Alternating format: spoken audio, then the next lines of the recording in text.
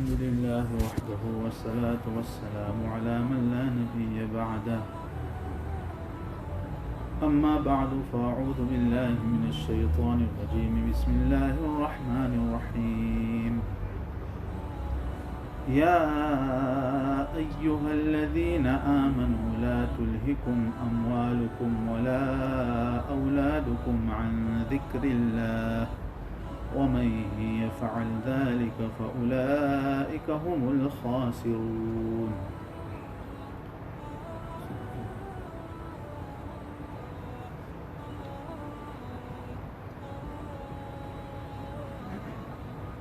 اللہ تعالیٰ نے ہمیں بہت سی نعمتوں سے نوازا ہے، بے شمار نعمتوں سے. دنیا میں کوئی بھی ایسا نہیں ہوگا جو یہ کہہ سکے کہ میں نعمتوں سے محروم ہوں. کسی کو زیادہ اللہ دیتا ہے، کسی کو کم، لیکن ہر شخص اللہ کی نعمتوں میں ڈوبا ہوا ہے. اور اللہ تعالیٰ جو یہ نعمتیں عنایت کرتا ہے اور دیتا ہے اپنے فضل و کرم سے، اس کا مقصد یہ ہے کہ ان نعمتوں کے ذریعے سے ہم اللہ کی اطاعت کریں، اللہ کی نافرمانیوں سے بچے. اسی لیے اللہ تعالیٰ نے باؤنڈری بیان کی ہے، ہر چیز کے متعلق باؤنڈری بیان کی ہے. تم کھا سکتے ہو لیکن حد میں رہ کر، پی سکتے ہو لیکن حد میں رہ کر. کون سی چیز کھانی ہے اس کی بھی باؤنڈری بیان کی، کون سی چیز پینی ہے اس کی بھی باؤنڈری بیان کی ہے. ہر چیز کی باؤنڈری اللہ تعالیٰ نے بیان کی ہے کہ اس حد میں رہ کر اپنی زندگی گزارنی ہے، اس حد میں رہ کر ان نعمتوں کو ہم استعمال کر سکتے ہیں. یہاں پر اللہ تعالیٰ نے دو بڑی بڑی نعمتوں کا ذکر کیا ہے. یہ دو بڑی نعمتیں اللہ تعالیٰ نے عنایت کی ہے، اللہ تعالیٰ نے دی ہے. ان میں سے پہلا مال، کہ یہ اللہ تعالیٰ کی بہت بڑی نعمت ہے، لیکن یہ مال تمہیں اللہ کی یاد سے اور اللہ کی اطاعت سے غفلت میں نہ ڈالے. یہ بہت بڑی نعمت ہے. اسی کے ذریعے سے ہم اللہ تعالیٰ کی رضامندی حاصل کر سکتے ہیں، اللہ تعالیٰ کی خوشنودی حاصل کر سکتے ہیں. لیکن یہی مال اگر ہمیں اللہ تعالیٰ کی نافرمانی کی طرف لے جائے، یہی مال اگر ہمیں اللہ تعالیٰ سے دور کر دے، اللہ تعالیٰ کی یاد سے دور کر دے، تو اللہ فرماتے یہ بہت بڑا نقصان ہے. ایسے حضرات خسارے میں ہیں. چنانچہ اللہ تعالیٰ نے قرآن میں دو بھائیوں کا واقعہ نقل فرمایا ہے. ایک کو اللہ تعالیٰ نے بہت مال دیا تھا اور دوسرے کے پاس بھی مال تھا، لیکن اس نے خرچ کر دیا تھا، اللہ کے راستے میں خرچ کر دیا تھا. اب اس کے پاس کچھ نہ رہا. اس بھائی جس نے سب مال اللہ کے راستے میں خرچ کر دیا تھا، اس کو کچھ مال اور پیسے کی ضرورت پڑی تو اپنے بھائی کے پاس گیا اور کچھ مدد مانگی. تو یہ بھائی جس کے پاس بہت زیادہ مال تھا، وہ باتوں باتوں میں اس کو کہنے لگ گیا، انا اکثر منک مالا واعز نفرا. اس مال کی وجہ سے اس میں بڑائی آ گئی. اس نے کہا بھائی میرے پاس تو زیادہ مال ہے، آپ سے زیادہ، مین پاور بھی میرے پاس آپ سے زیادہ ہے. یہاں تک کہ وہ کہنے لگ گیا کہ قیامت کے متعلق بھی میں کچھ مانتا نہیں، یہ قیامت آنے والی ہے یہ نہیں مانتا. اور کہا کہ اگر قیامت آ بھی گئی تو وہاں بھی اللہ تعالیٰ مجھے زیادہ دے گا، اس دنیا میں مجھے دیا ہے اس کا مطلب یہ ہے کہ اللہ مجھ سے راضی ہے، تو قیامت کے دن بھی مجھے زیادہ ہی دے گا. یہ مال اس کو برائی کی طرف لے گیا. اس بھائی نے اس کو پھر سمجھایا، سمجھانے کی کوشش کی، لیکن اس نے بات نہ مانی. بس اللہ تعالیٰ کا عذاب آ گیا. اللہ تعالیٰ کی طرف سے آسمانوں سے آندھیاں آئیں، اس کے باغ پر اس کے تمام مال کو ختم کر دیا. فَأَصْبَحَ يُقَلِّبُ كَفَّيْهِ عَلَى مَا أَنفَقَ فِيهَا وَهِيَ خَاوِيَةٌ عَلَى عُرُوشِهَا. اپنے ہاتھ ملتے رہ گیا، اپنے ہاتھ ملتے رہ گیا. قیامت کے دن بھی نقصان ہی نقصان. اور عبداللہ ابن مبارک رحمہ اللہ تعالیٰ فرماتے ہیں سورۃ الصف میں ایک آیت ہے، قال قائل منهم انی کان لی قرین. جنت میں بعض لوگ بیٹھے ہوئے ہوں گے اور گپ شپ لگائے ہوئے ہوں گے، تو ایک شخص کہے گا کہ میرا ایک دوست تھا، وہ نظر نہیں آ رہا ہے جنت میں، وہ کہاں ہے؟ میرا ایک دوست تھا، وہ نظر نہیں آ رہا، کہاں ہے؟ تو وہ جہنم کی طرف جھانکے گا، وہاں وہ شخص اس کو نظر آئے گا کہ بالکل جہنم کے بیچ میں وہ پڑا ہوا ہے. عبداللہ ابن مبارک رحمہ اللہ تعالیٰ فرماتے ہیں کہ یہ وہی شخص ہے، وہ دو بھائیوں کا واقعہ جس نے برائی کا اظہار کیا تھا، وہی جہنم میں پڑا ہوا ہے، اور یہ اس کا دوسرا بھائی جنت میں ہے.